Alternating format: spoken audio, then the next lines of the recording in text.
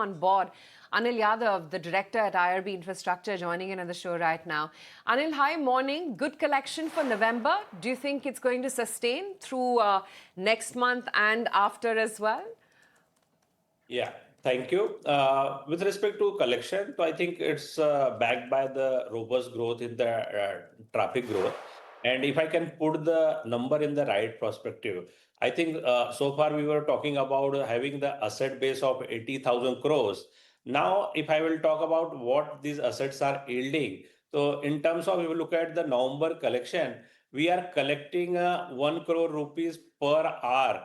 And if we will divide by the number of the hour, so we are collecting close to 1 crore per hour. And with TOT-17, which will become operational by end of this fiscal, from there, considering that the collection is expected to further increase by 1,000 odd crores.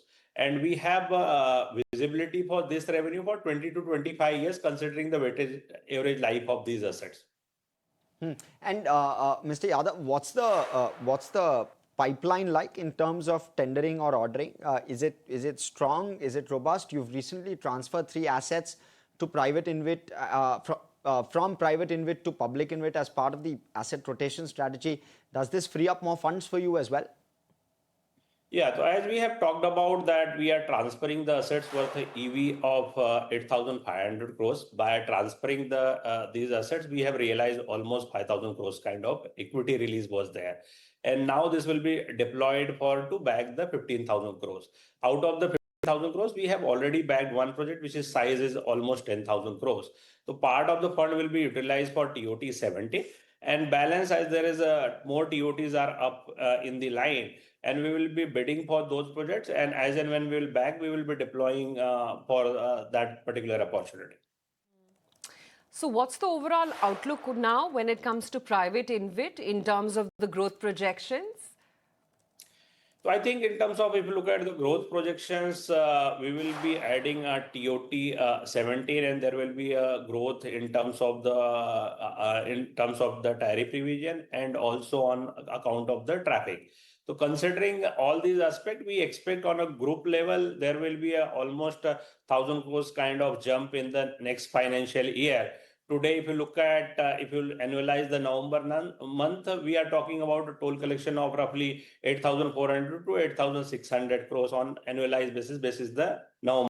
So then there will be an addition of almost 1,000 crores for the next financial year. And what about the update on the Ganga Expressway? Are you on track to commission it in the second half of the fiscal? And then from there, what is your total revenue expectation? Yeah, so Ganga is on verge of completion, and we are expecting that towards the end of this financial year, that project will also become operational. And we will share the numbers once the project becomes operational. Now coming to the one asset we are transferring, that is VM7, we are transferring from the IRB to the public InvIT. There also, based on the public disclosure, we are expecting to realize equity value of 513 crores. That again will be used as a growth capital for future bidding. And construction margins, they dipped, right? You've suggested that execution, especially on the HAM side, is probably one of the contributors. Please correct me if I'm wrong. Does this start to inch up going forward, and by how much? You've guided for 18 to 20%. Does it go towards the 20% band fairly quickly? Yeah, so I think the construction margin will be at a similar level of around 18 to 20%. And since our order book, if you look at with a bag of TOT-17, our order book was roughly 30,000 before that, and now it has moved to the 36,000 crores. So gradually, IRB is moving more towards the O&M order book, where we have a steady margin. And going forward over the period of next 3 to 4 years, our today, whatever the construction revenue we are doing, roughly 4,000 crores kind of construction revenue. I think roughly 2,500 to 3,000 crores revenue will be coming from the O&M itself. And O&M is having a very healthy margin and with a visibility of around 15 to 20 years. So I think gradually we are shifting from the more towards EPC O&M. And if you look at in last 3 to 4 years, from earlier 8 to 10% kind of O&M execution, we have already reached to 20-25%. I think now going forward, it will be predominantly O&M, very selective basis on the EP. There will be EPC revenue. And just talk to us about what the traction is like. Is the ordering pipeline really strong? Is NHAI expected to come out with a strong order book over maybe the next 6 months or so? Is that something you're penciling in? So I think I will be able to provide details on the mode where we are actively participating. That is the TOT and BOT. We have seen TOT traction has started from the last couple of months, and there are 5 to 7 project worth of 25 to 30,000 crores up for bidding, and we expect that will get bidded out within a period of 1 to 2 months.